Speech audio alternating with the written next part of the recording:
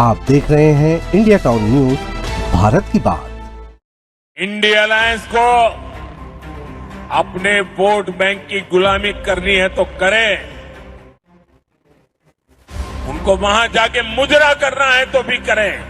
किसी को नाचना है तो नाचने दो, मुजराए करना है मुजराए करना है। और ऐसे ऐसे शब्द उन्होंने इस्तेमाल किए विपक्ष के नेताओं के लिए जो इस देश के इतिहास में किसी प्रधानमंत्री ने नहीं इस्तेमाल किए होंगे।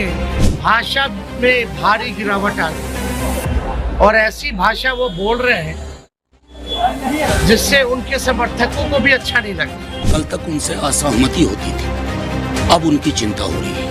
हार की हताशा की शब्दावली है। प्रधानमंत्री को मुझे लगता है अब आराम की जरूरत है। नमस्कार, आप देख रहे हैं इंडिया टाउन न्यूज और मैं हूं आपके साथ कमर गौस। चलिए बात करते हैं नेशनल पॉलिटिक्स की।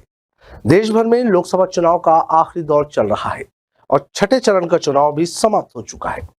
1 जून को 7वें चरण का मतदान होना है। इससे पहले पक्ष विपक्ष की ओर से बयानों की बौछार हो रही है।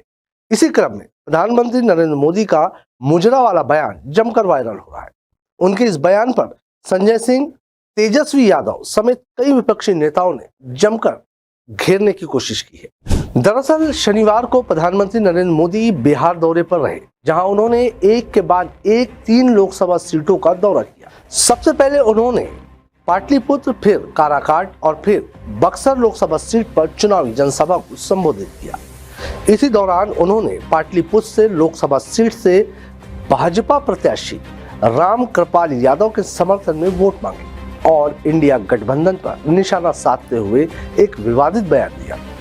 उन्होंने कहा, बिहार वो भूमि है जिसने सामाजिक न्याय की लड़ाई को एक नई दिशा दी थी। मैं इसकी धरती पर घोषणा करना चाहता हूं कि मैं SC, ST और OBC को उनके अधिकार से वंचित करने और उन्हें मुसलमानों की ओर मोड़ने की इंडिया ब्लॉक की योजना को विफल कर दूंगा। वे गुलाम बने रह सकते हैं और अपने वोट बैंक को खुश करने के लिए मुजरा कर सकते हैं। संविधान सर्वोपरि है। मोदी के लिए बाबा साहब आंबेडकर की भावना सर्वोपरि है। इंडिया अलायंस को अपने वोट बैंक की गुलामी करनी है तो करें, उनको वहां जाके मुजरा करना है तो भी करें। मैं SC, ST, OBC आरक्षण के साथ डट करके खड़ा हूं, खड़ा रहूंगा, जब तक जान है लड़ता रहूंगा। जिसके बाद उनके इस बयान पर सभी विपक्षी नेताओं ने प्रधानमंत्री को घेरना शुरू कर दिया। कांग्रेस नेता पवन खेड़ा ने प्रधानमंत्री की इस बयान पर तीखी प्रतिक्रिया देते हुए सोशल मीडिया प्लेटफॉर्म X पर लिखा, आज मैंने प्रधानमंत्री के मुंह से मुजरा शब्द सुना।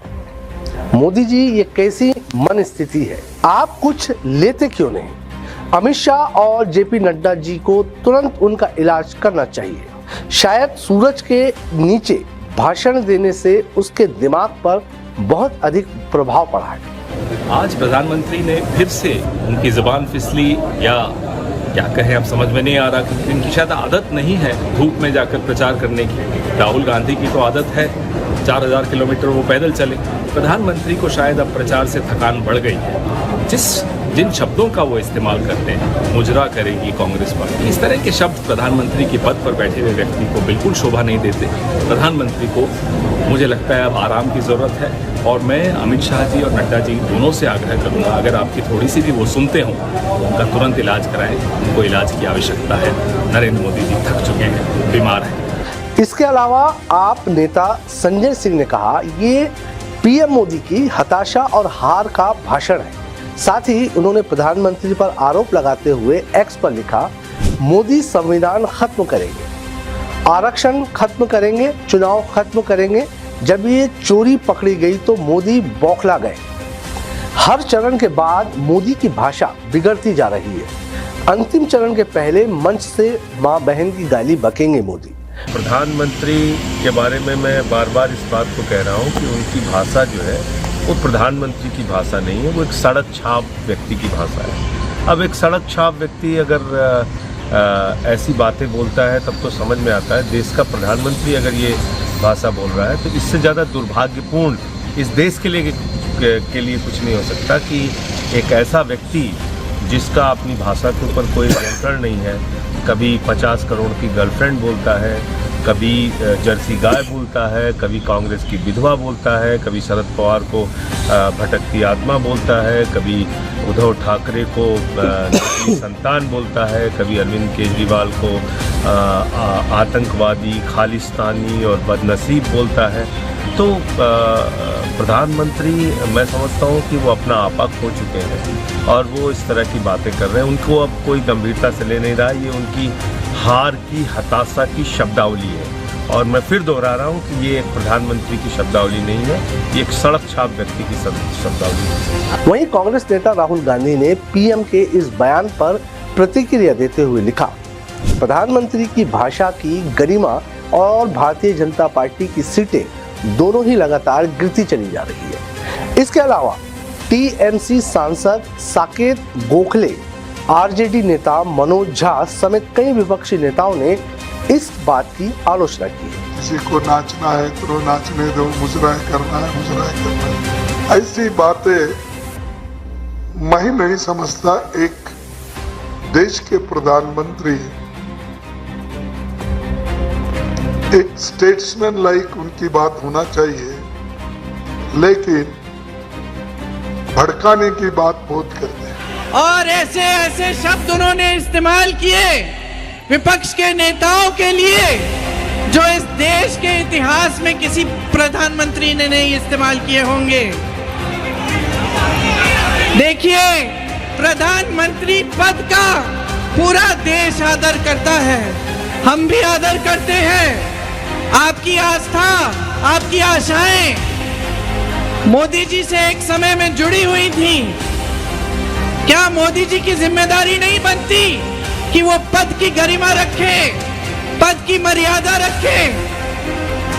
आज जिस तरह से वो बोल रहे हैं, अफसोस की बात यह है बहन और भाइयों कि इनकी असलियत दिखाई देने लगी है। भाषा में भारी गिरावट आ गई और ऐसी भाषा वो बोल रहे हैं जिससे उनके समर्थकों को भी अच्छा नहीं लगता। विरोधी तो छोड़ो, प्रधानमंत्री के जो समर्थक हैं उनको भी उनकी भाषा पसंद नहीं आती। और प्रधानमंत्री को हम सच बोले छोटे हैं, लेकिन संविधान का बेसिक ज्ञान भी नहीं। मुझे अब उनकी चिंता हो रही है। कल तक उनसे असहमति होती थी, अब उनकी चिंता हो रही है। मैंने हाल में कहा था एक बात कि डिल्यूजन ऑफ ग्रैंडियोर के शिकार हो रहे हैं। जब आदमी ये कहने लगे कि मैं दैवीय रास्ते से आया हूँ वगैरह वगैरह, तो आम आदमी अगर ये बात करे तो उसके हित पर परिचित चाहेंगे कि डॉक्टर को दिखाया जाए।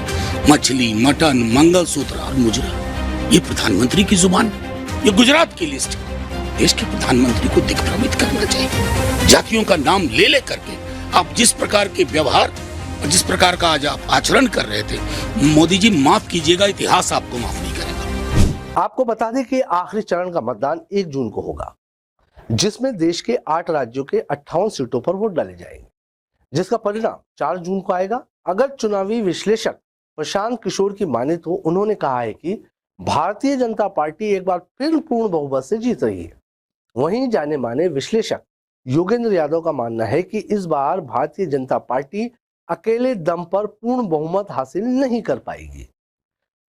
आज के नेशनल पॉलिटिक्स के हमारे इस सेगमेंट में फिलहाल इतना ही। मुझे दीजिए इजाजत, नमस्कार।